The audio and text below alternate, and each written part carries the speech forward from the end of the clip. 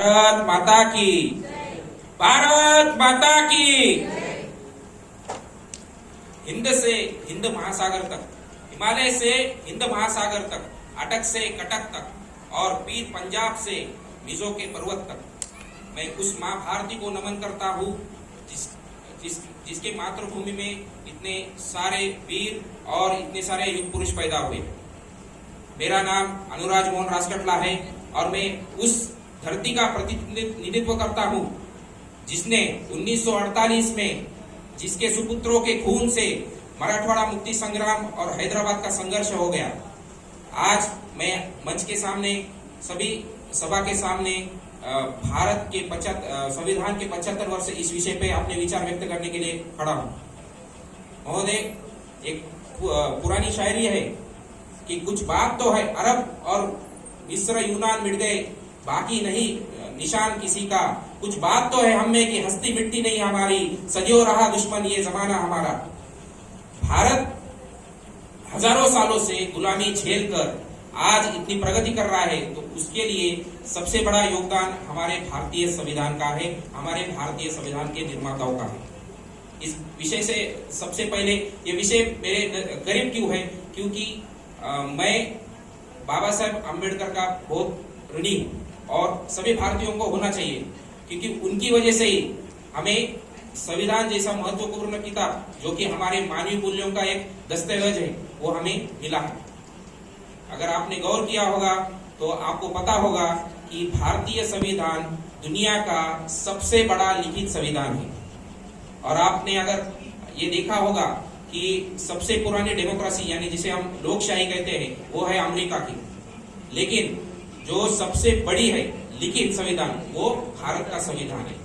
इसी के साथ जब हम भारत के संविधान के 75 वर्ष मना रहे हैं, तो हमारी ये जिम्मेदारी बनती है कि हम राष्ट्र के हर युवा को संविधान और उसके बारे में, ये संविधान, ये देश कैसे चलता है उसके बारे में बताएं।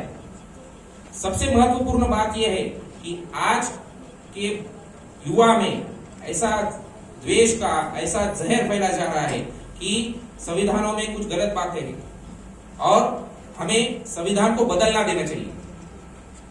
अगर आपने थोड़ा जियोपॉलिटिक्स यानी जिसे हम भौगोलिक परिस्थिति देखेंगे आशिया खंड की, तो जो भी हमारे करीब जो भी देश है जो कि लोकशाही में है, यानी बाजू में पाकिस्तान, बांग्लादेश, नीचे श्रीलंका और चाइना को हम नहीं पकड़ सकते क्योंकि चाइना में डेमोक्रेसी नहीं है, ठीक है, वो सिर्फ नाम की डेमोक्रेसी है, वहां पे एरिस्टोक्रेसी मतलब एकाधिकारशाही चलती है।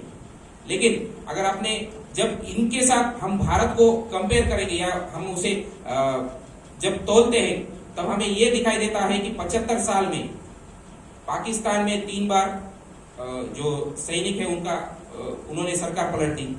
श्रीलंका में पिछले 2 साल पहले ही सरकारें पलटी गई और वहां पे सैनिकों का राज आया था।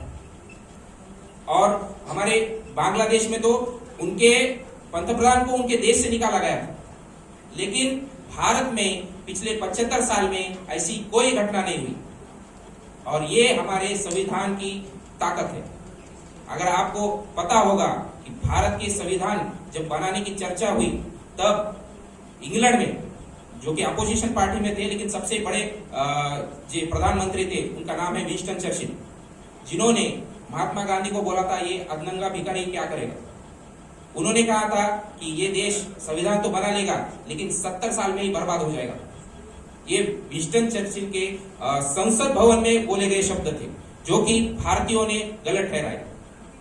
और उन्होंने कहा था कि ये देश तो देश है ही नहीं, इसे देश कैसे कह सकते हैं, खंड खंड प्राय है, यहाँ पे 9 से ज्यादा धर्म है, 2000 से ज्यादा जातियां है, 24,000 से ज्यादा उपजातियां है, इतने तो वर्ण है और ये देश कैसे होगा।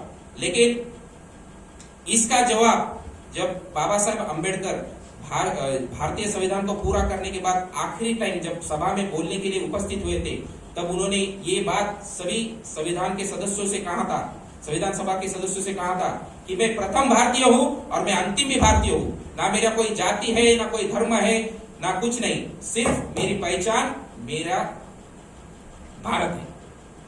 और इसी के साथ आपको अगर पता होगा कि हमारे संविधान को बनाने के लिए 2 वर्ष 18 महीने और 11 दिन लगे थे। 2 वर्ष 18 महीने और 11 दिन की कड़ी मेहनत के बाद ये संविधान तैयार हुआ। और कल ही हमने डॉक्टर बाबा साहेब आम्बेडकर का महापरिनिर्वाण दिन मनाया था। आपको पता होना चाहिए कि जो मसूदा समिति थी उसके अध्यक्ष डॉक्टर बाबा साहेब आम्बेडकर थे। पूरे संविधान सभा में 400 से अधिक सदस्य थे, लेकिन जो ड्राफ्टिंग कमेटी थी जो कि संविधान को एक्चुअल में बनाएगी, उसमें क्या होगा क्या नहीं होगा, ये रखना चाहिए वो रखना चाहिए, ये जो तय करने वाली थी वो ड्राफ्टिंग कमेटी के चेयरमैन कौन थे? डॉक्टर बाबा साहेब आम्बेडकर। उन्हीं के साथ उसमें 6 और मेंबर भी थे।